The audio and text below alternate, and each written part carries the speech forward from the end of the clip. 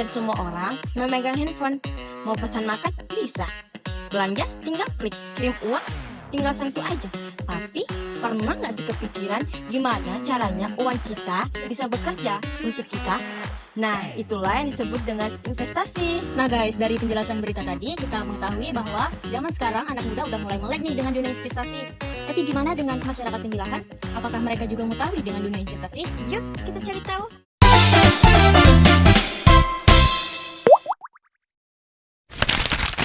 Halo Kak, sebelumnya kami dari Jajah Investasi boleh minta waktunya sebentar untuk ngobrol mengenai investasi. Sebelumnya nama kakaknya siapa? Verly, Adels, betul. Nama saya Asrar. Nata tinggal jalan stadion. Kita di stadion. Pandi jalan stadion. Pasti sudah tahu sih. So, kalau kakaknya? Belum tahu ya, kakaknya juga belum. Intinya sih udah. Oh, kalau investasi, abang semua dengar ya? Tahu. Kalau abang ya? Ya, pernah. Sebagai mahasiswa tentunya sudah tahu ya. Pernah. Abangnya? Pernah. Pernah juga.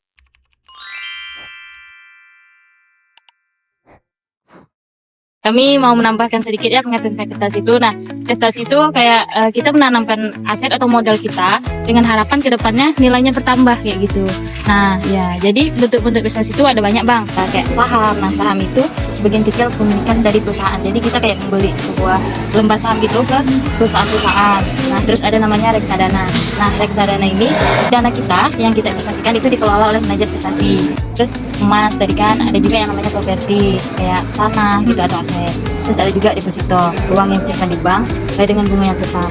Nah, tapi investasi ini tidak selalu untung kak. Pasti ada ruginya, ya ada risikonya. Nah, itu pentingnya kita melakukan diversifikasi ataupun kayak membagi uang kita gitu untuk beberapa komponen investasinya. Emas aja. Itu sekarang investasinya itu di bagian emas. Biasanya sih emas aja ya. Ya, sekarang masih investasi kecil-kecilan. Kalau bahasanya anak kos itu cuma investasi 4 batang rokok surya. Itu di cryptocurrency. Saya lebih percayanya emas itu kan bentuknya fisik ya. Terus emas itu kalau semakin tahun mengalami inflasi. Jadi menurut saya kalau investasi emas itu lebih menjanjikan. Nah, itu yang saya lakukan. Investasi anak kos itu cuma 4 batang rokok surya atau setara dengan 10.000. Aplikasi digital gitu. Kalau emas ini udah bisa dibeli dari 10.000 rupiah. Apa? Baru dengar? Baru dengar ya. Oke, nah jadi ada salah satu aplikasi namanya Dana. Mungkin kakaknya tahu ya. Kalau Dana ya tahu. Nah, jadi dari Dana tuh kita bisa beli emas mulai dari 10.000. Nah, nanti kalau misalkan udah cukup kayak 1 gram, nah itu bisa dicetak di Pegadaian. Oh gitu. Iya, nah Berarti istilahnya 10.000 tuh kita kumpul gitu kan? iya, bisa dicetak kak. Nah, gitu. Sekarang kan zamannya kayak susah kayak gitu kan. Nah, jadi kita tuh harus kayak mana caranya supaya uang kita tuh bisa bekerja untuk kita kayak gitu. Nah, investasi itu salah satu caranya. Investasi itu sebenarnya modalnya tidak harus banyak, Bang. Nah, Abang tahu aplikasi Dana?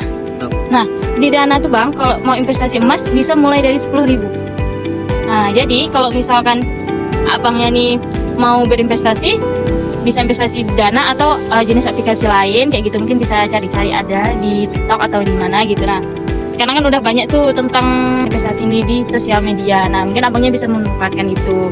Nah, supaya kedepannya tuh kita tidak mengalami yang namanya kayak kesusahan uang. Kata-kata hari ini. Oke. Investasi ya.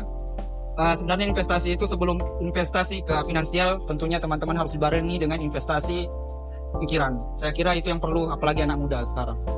Terima kasih teman-teman juga dari ekonomi ya. Oke, semangat terus.